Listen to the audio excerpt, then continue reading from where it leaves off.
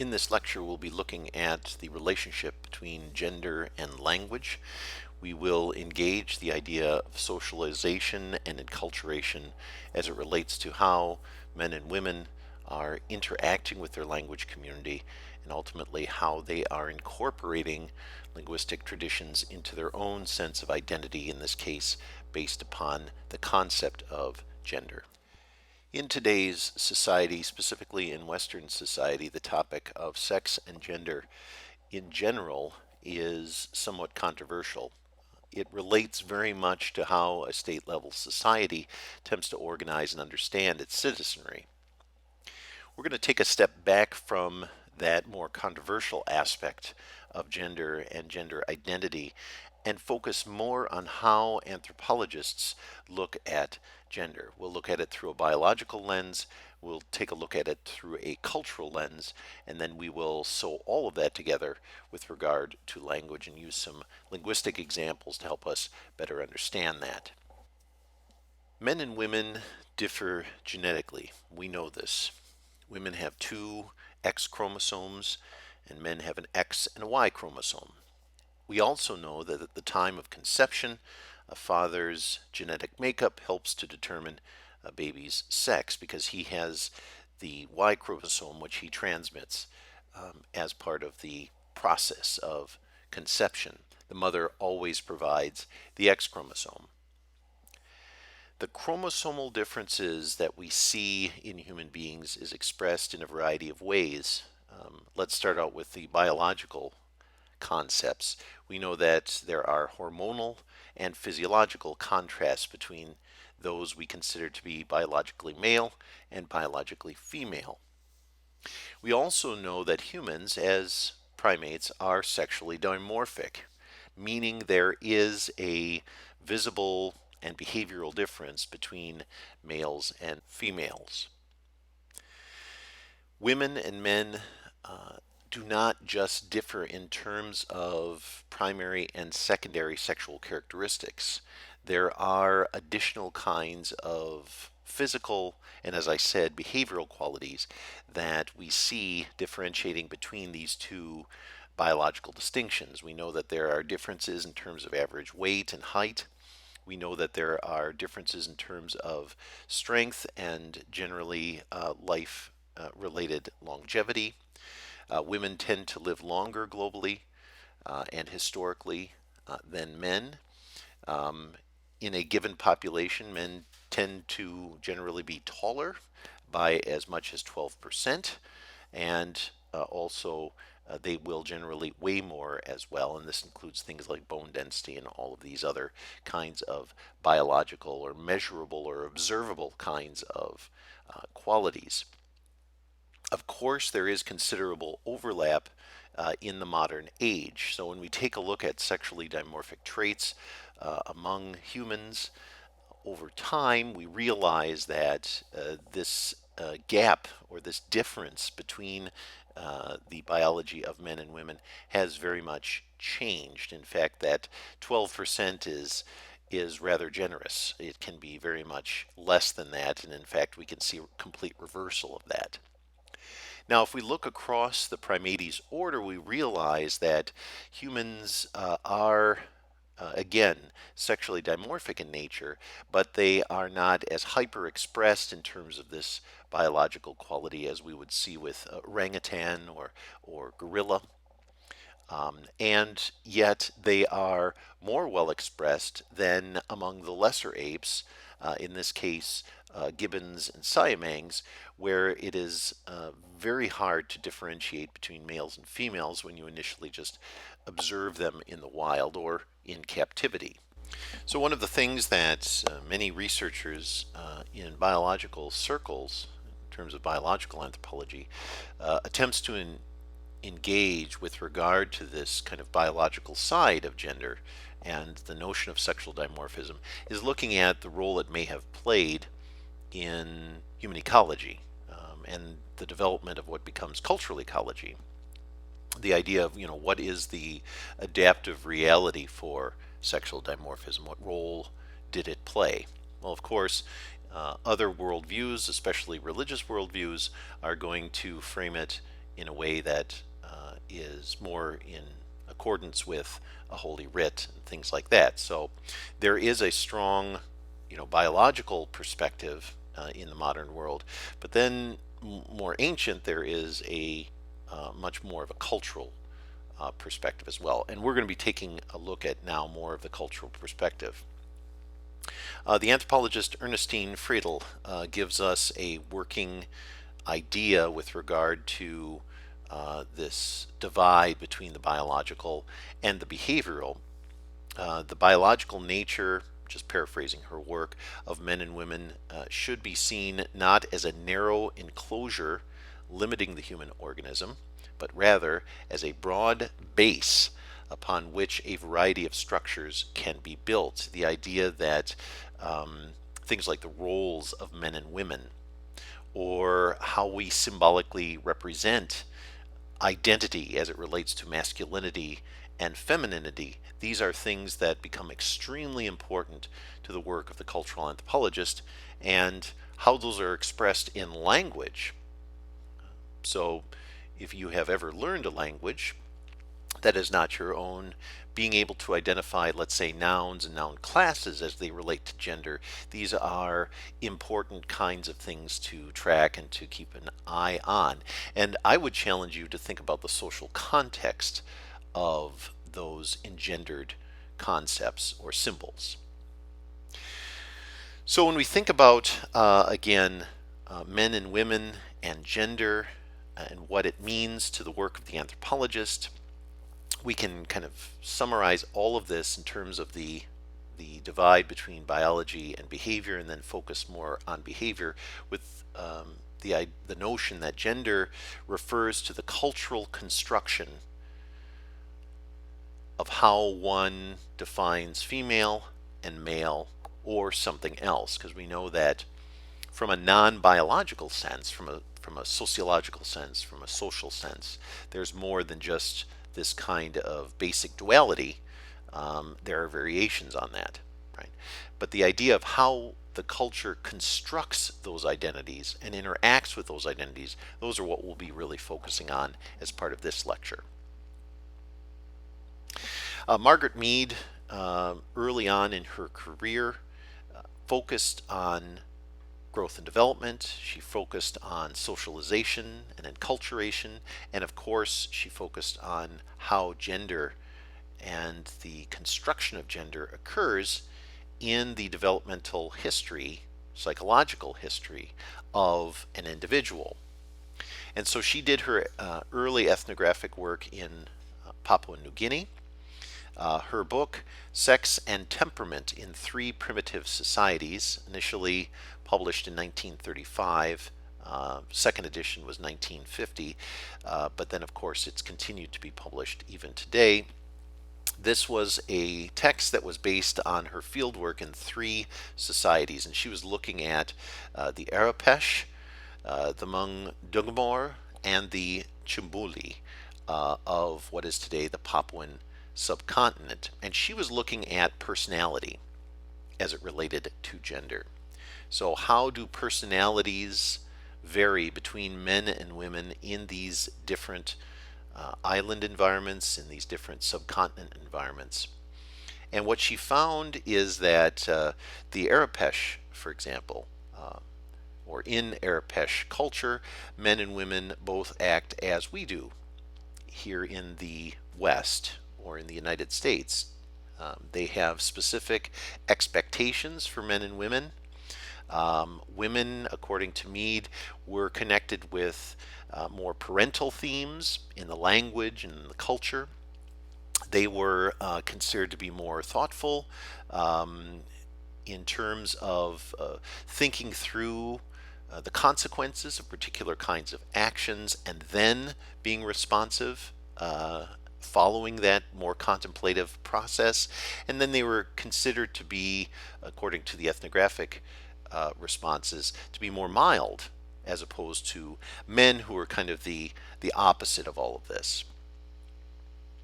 Mundungmor, men and women both, in contrast, acted, as Margaret identified, in a way that was hyper expressed to the more masculine.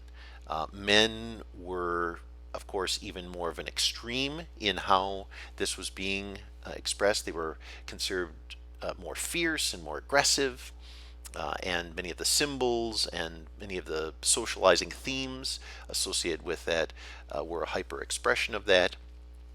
And then the Chambuli people uh, represented more of a closeness between the genders. The idea here is that the divide between masculinity and femininity was much more of a blur among the Chambuli people, and so she contrasted these three cultures and really looked at how these gender roles and how these were being shared, both in terms of the language and then the symbolic nature of culture, how that ultimately impressed itself upon the adult personalities of people living in these three particular oceanic um, and really Southeast Asian and Papuan environments. So this is something that we focus in on, but we look specifically at the role of language and some of the themes. So semiotics and semantics, how are what are the symbolic themes that are being conveyed to young people as they are growing and developing, and as they're becoming more cognizant, um, again approaching that age of 12 or 13 and then beyond, cognizant of their rational personhood, right? So how they would integrate the roles associated with gender into how they behave on a daily basis. So there are really three concepts that become important to how an anthropologist will look at this concept of gender. Anthropologists realize that the tasks and activities that are assigned to genders as they relate to a culture will very much be important in terms of how people are looking at the world around them and how they are ultimately being socialized or enculturated. So these tasks or activities that a culture will traditionally assign to gender are considered to be gender roles. Now, related to gender roles, you have things like gender stereotypes, or these kinds of hyper expressions or oversimplifications of strongly held ideas as they relate to gender roles. And we see these being expressed in language and in culture. And I would say that in language, especially, the gender stereotypes are more prevalent, or at least they won't change over time as rapidly as other qualities of gender. And then there's stratification. So, gender stratification describes the unequal distribution of resources and rewards as they relate to gender in a society. Now, let me just pause there for a moment because one of the things that we have to keep in mind is that uh, the idea of inequality as it relates to more or less, and as that relates to one's ability to uh, interact with and generate wealth in a society, or interact with the means of production, or having access to particular kinds of symbols associated with power. That is something, that kind of inequality is very much expressed in Western cultures, uh, sometimes hyper expressed in those Western cultures, and that has happened over time. But in terms of how an anthropologist will look at gender stratification across many different cultures, more of a kind of a global perspective on that, is that the inequality just means different. So men would experience an unequal access to particular kinds of practices in a society because they are men, but it would not, in a sense, be put them at a disadvantage with regard to the stratification. Whereas women also, in more of a global sense, would not participate in particular kinds of practices or have equal access to particular kinds of symbols and their kind of pragmatic meaning or application but it does not mean that they are at a disadvantage. So make sure to kind of separate out that construct, because especially in language, we look more at the traditional anthropological gender stratification as opposed to more of a stratification when we're looking at discriminatory practices and inequalities that place a group of individuals or a segment of a society or a population at some sort of disadvantage. So you have to kind of separate out those two when you're thinking about that. So unequal distribution, unequal access, or non-equal, if that makes it easier. Again, reflecting different positions and different roles in a society. And yes, sometimes it can lead to a disadvantage and can be perceived that way, but generally you would want that perception to be emic. So if a group of men or a group of women that you are interacting with as an ethnographer identify a particular practice as being subjugating or placing them at a disadvantage, that is then something to engage. The idea of loss of freedom or personal autonomy. But gender stratification can be something where you speak to a group of men or a group of women and they, through an emic lens, identify this as a practice that is traditional. This is just what we do. And so being able to differentiate that will be very, very important. So when you look at language then as it relates to gender roles and some of these other concepts, we have a few things that we have to keep in mind. Language usage as it relates to gender and how gender is expressed in terms of the grammar of a language is very, very important, because this, in a sense, will tell us something about a social function as it relates to gender and language usage in a society or in a culture. Language usage and then the behaviors that surround those gender roles do inherently contribute to this larger concept of gender stratification. As we embed gender roles and stereotypes within a linguistic tradition, these will formulate and formalize gender differences within a society. And yes, they can then result in unequal distribution of reward and of wealth and of power. It can result in advantages and disadvantages.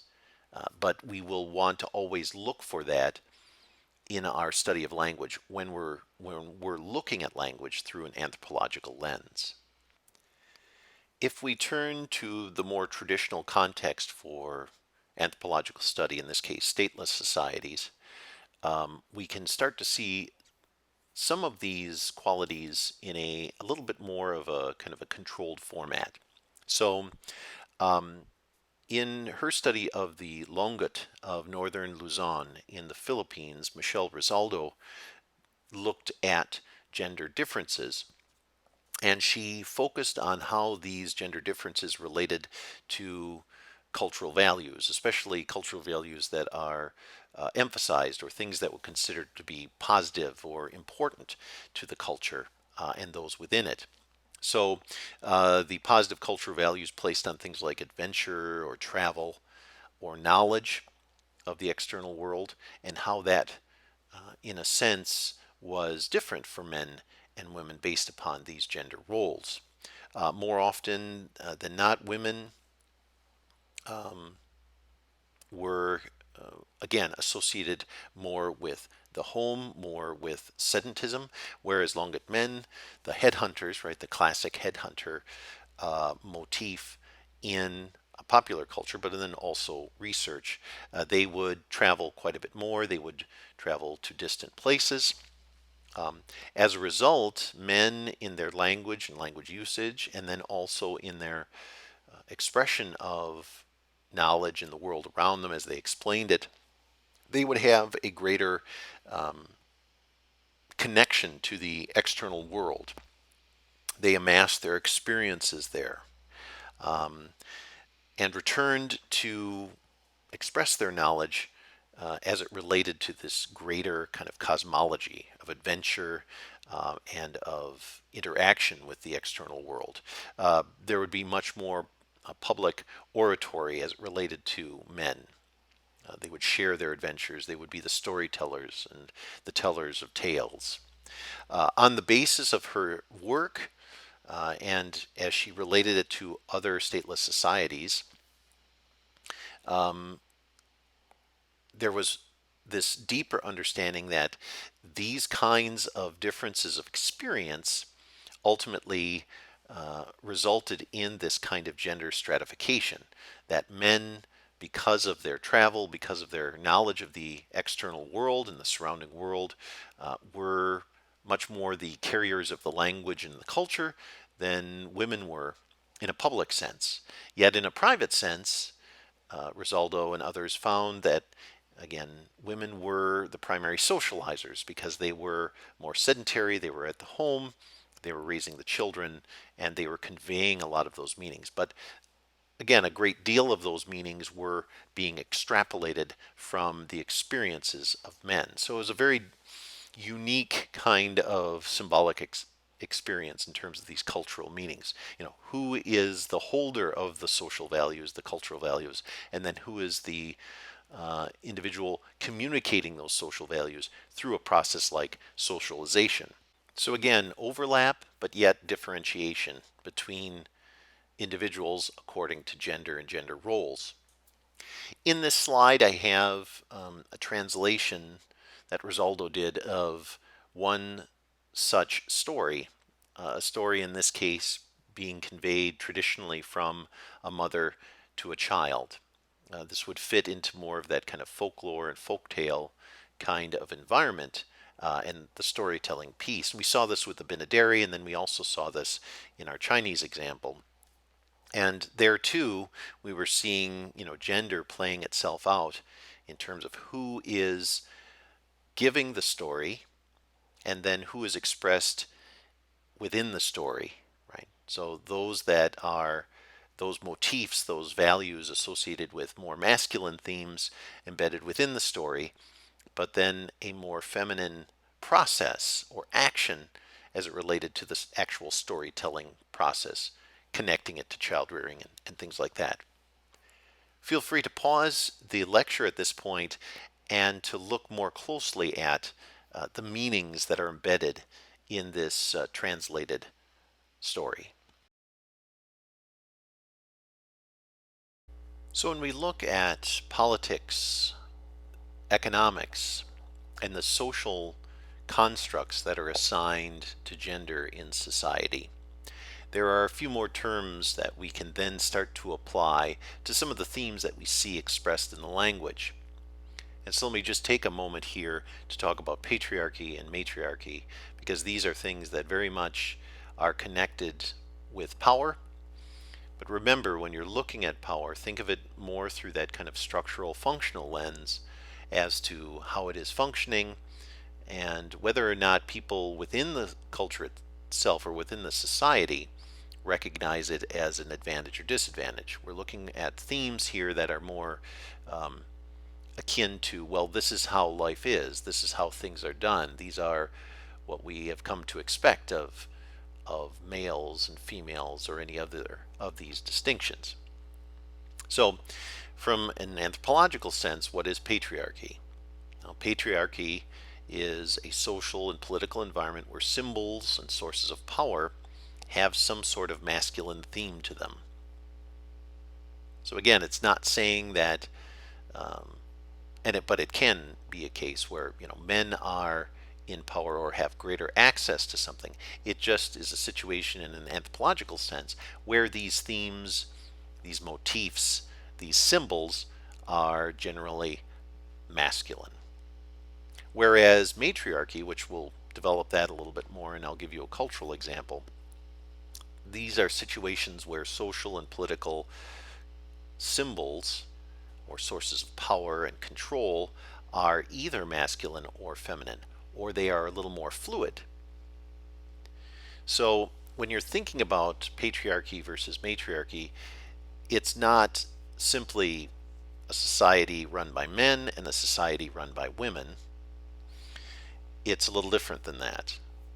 When you're thinking about patriarchy and matriarchy through a linguistic and cultural lens, you're thinking about a society where the themes, the social values, are masculine predominantly or completely, versus a society where the themes, the meanings, the symbols have both masculine and feminine qualities and contexts to them, and there is even a neuter context to them as well. Let's take a look for a moment at the Minangkabau culture of Western Sumatra in light of this matriarchal or concept or matriarchy. So in Sumatra and Indonesia, we find cultures that have more of a matriarchy to them in terms of their design. For example, among the Minangkabau people, women are the center, the origin, the foundation of the society. Many of the symbols that are associated with and practices associated with traditional life are founded on feminine themes, or they will originate with that. Senior women or women of high social status or greater age are associated with the idea of a traditional home or a clan home. They are recognized symbolically as pillars within that kind of home environment, that they uphold the tradition. Old villages or core areas geographically within their culture are associated with terms that translate to, the mother or a mother village. Ceremonially, things like marriage or in funeral practices, women are addressed by the term used for their mythical queen mother or almost like a goddess expression. Um, and so that too gives us an idea of how all the pieces are fitting together. The idea of the language, the idea of the religion, and then even economically and politically, women control land. Women are the primary holders of land, and the process of land inheritance is something that occurs through women. This is an agricultural society, wet rice farming, and so territory is very, very important, and women are very much connected to that. Going back to ceremony for a moment, in weddings, the wife collects her husband from the household that he is a part of, from his natal household. She goes to gather him or bring him symbolically away from his natal household with her female kin, who escorts him to her home. So it is, in a sense, matrilocal in terms of their residential pattern. And then, if there is a divorce, the husband simply takes his things and leaves. And so the idea here is that women have a unique position in the society. It doesn't always or isn't equivalent to the idea of some sort of leadership and rule, though. Um, Political processes are very much akin to quality of leadership. It doesn't have to be male or female, but in terms of all of the qualities of wealth and resource and access to resource, and then of course the practices and the religious traditions of the people of Sumatra and Indonesia, at least these rural populations, they are very much, again, feminine in nature, and women are responsible for those particular kinds of practices, and we see it played out, of course, in diagnostic events like weddings. So, just to summarize again, things like political rule, these are things that are more neuter in nature. They can be masculine or feminine. Things that are social, economic, and religious are generally feminine in nature. And the language and the language structure, again, the use of specific terms and terminology, this is all expressing this matriarchal kind of situation. And that's why there's a divide now between the patriarchy and the matriarchy, and that it's not just along this kind of dual gender role, but we have situations where the themes are masculine versus the themes are masculine or feminine. as a dividing line. The Tlingit and the Chinook of the American Northwest give us some other cultural examples of this notion of gender and language. With the Chinook people, a language that at one time was lost, but then through language preservation has been rebuilt and now is a thriving language in the Northwest, centered on places like the Columbia River and some of these important waterways. We see phonological differentiation between genders as it relates to language usage. Again, one of the dialects of Chinook, the Katlamat dialect, is known for having these unique gender markers in its phonology. So the articles of a k sound express more masculine, or is an article that identifies masculinity as it relates to an object, to a subject, versus a t sound, which is generally associated with things that are plural, combinations, groups of things, and these will also be terms, generally nouns, that are in a sense identified as feminine or associated with a feminine theme.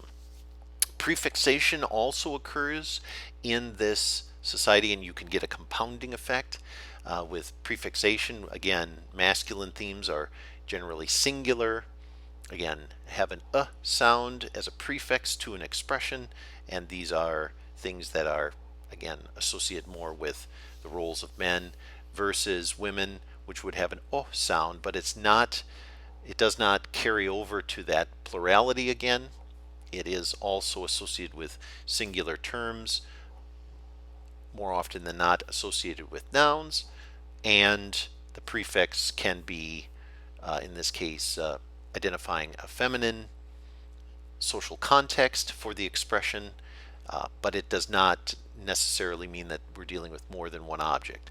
So articles will generally differentiate between a singular and plural, masculine, feminine, but in terms of the words themselves, the prefixes, and they're but not infixes, even though they do infix in this language tradition. It's just the prefixes that distinguish male and female. And so the work of anthropologists among the Chinook speakers has really focused on this kind of stratification in the language, and then what it means for the society as well. And this is a highly stratified society. So the idea of, distinguishing oneself socially and economically is something that um, takes us all the way back to the earliest writings of explorers who initially interacted with the Chinook people and other populations in this area. Very political, and again, that differentiation is present. So it saturates the language, it saturates the culture as well. As I mentioned at the start of this lecture, when you're talking about the behavioral side of gender, or when you are blending together qualities of the biology with qualities of things that are cultural and social, you are also going to get more than just a dual expression of how a society or culture interacts with or identifies gender and gender roles. The term intersex is something that is applied in a system that is not dual with regard to how a people identify and define gender. It's applied to situations where primary and secondary sexual characteristics are not always identified with the biological construct of gender. It's also applied to situations where there is, in a sense, an incongruency. So, in societies that have had to deal with different kinds of genetic disorders and conditions, Turner syndrome, for example, these are situations where individuals will be considered more gender fluid. Here in the United States, traditionally we have chosen the gender for the individual at the time of their birth. If there are additional kinds of medical concerns that surround the biological markers, primary and secondary for gender. And sometimes we get it wrong, and we know that there are cases like that. But we're focused more here on language and how that behaves in a more fluid and intersex environment. Languages that express indeterminate or dual gender expressions are pretty common. There are grammar rules that will support a much wider perspective, a more social perspective as it relates to gender and gender identity. And there are a few cultural examples that I can share with you.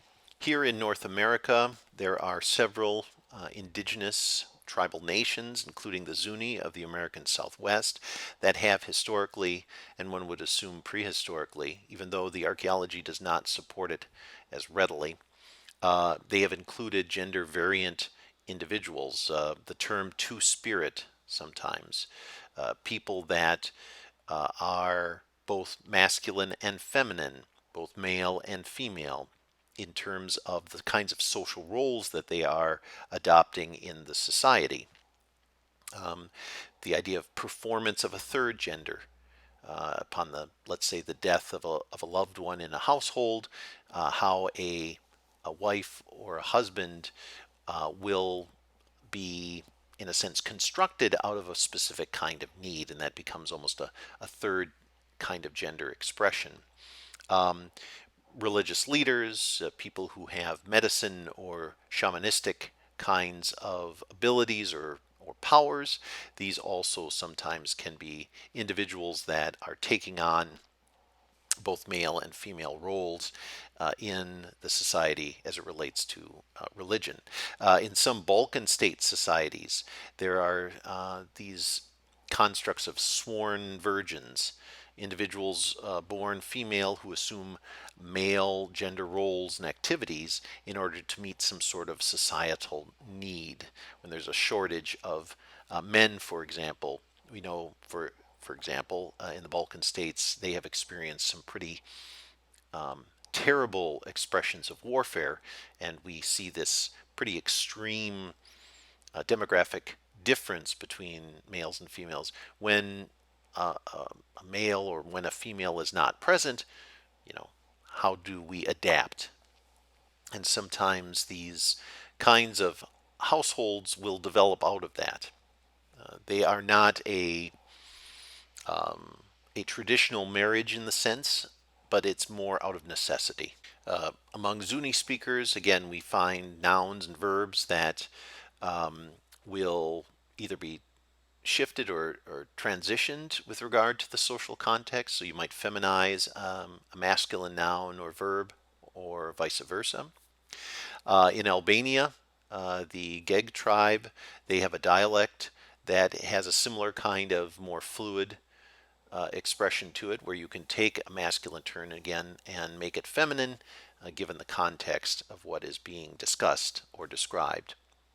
And then a classic example in the language tradition of Urdu in southern Asia, we have the Hijra tradition. These are people who are neither male or female. They sometimes in extreme situations will undergo castration if they're male and adopt women's dress, so on and so forth. Life is not always easy for people who are part of this Hijra tradition, but it is something that is historic to the area.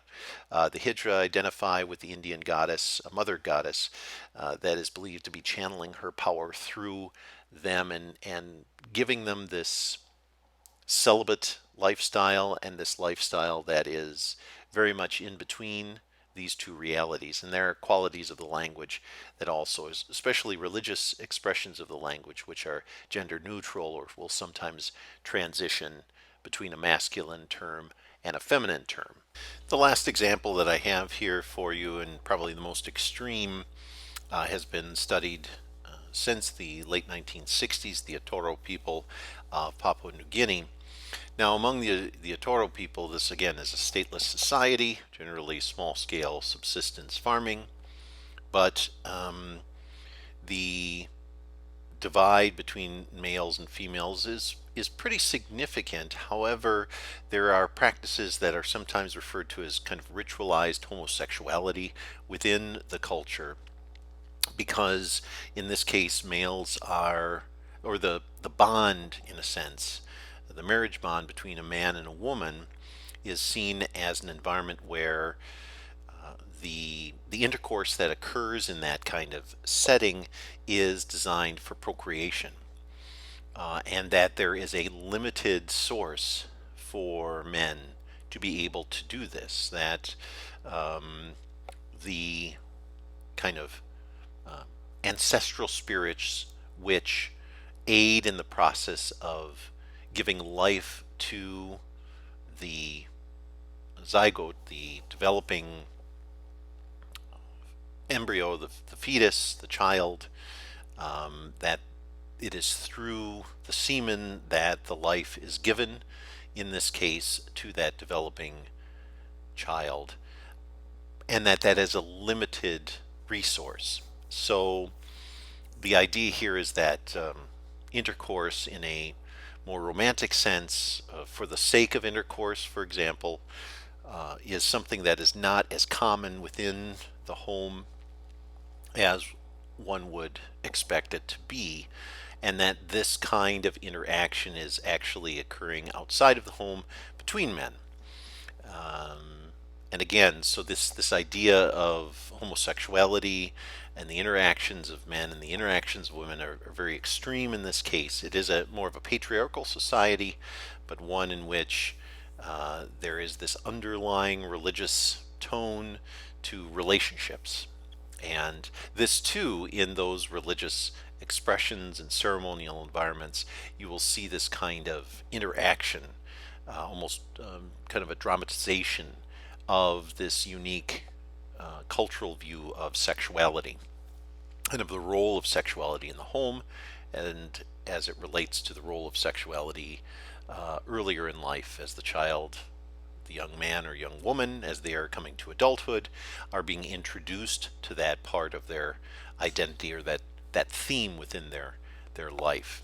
And very much, in and among the Atoro people, this very unique view of intimacy is something that works its way into the life cycle. It is very much seen as a pattern within this kind of very circular expression of birth to death, and how you come to know who you are as an individual associated with gender, and then how you act on that biological gender is something that again is very much hardwired into their language and their tradition, and then ultimately their marital relationships and the expectations as they relate to sex in those more intimate environments. So this again demonstrates the very diverse and very complicated nature of gender as it relates to our understanding of culture. There are situations where the perspective on gender is very congruent with language tradition, and there are situations where the language is much more fluid than that. And so we have to look at gender through a non-biological lens, strictly through a cultural or social lens. Gender is not always equated with sexuality. It's not always equated with sexual identity. More often than not, in stateless environments, gender is something that has a very strong functional nature to it, and more of a kind of a cultural ecological nature to it, in terms of what role gender plays in getting households and individuals and groups from point A to point B, as it relates to subsistence, or as it relates to a life history or life cycle component, or as one moves from one stage in life to the next. So keep that in mind as you're looking at some of the qualities of gender that are discussed by Dr. Ahern, and then also in some of the examples that I provide you associated with this lecture series.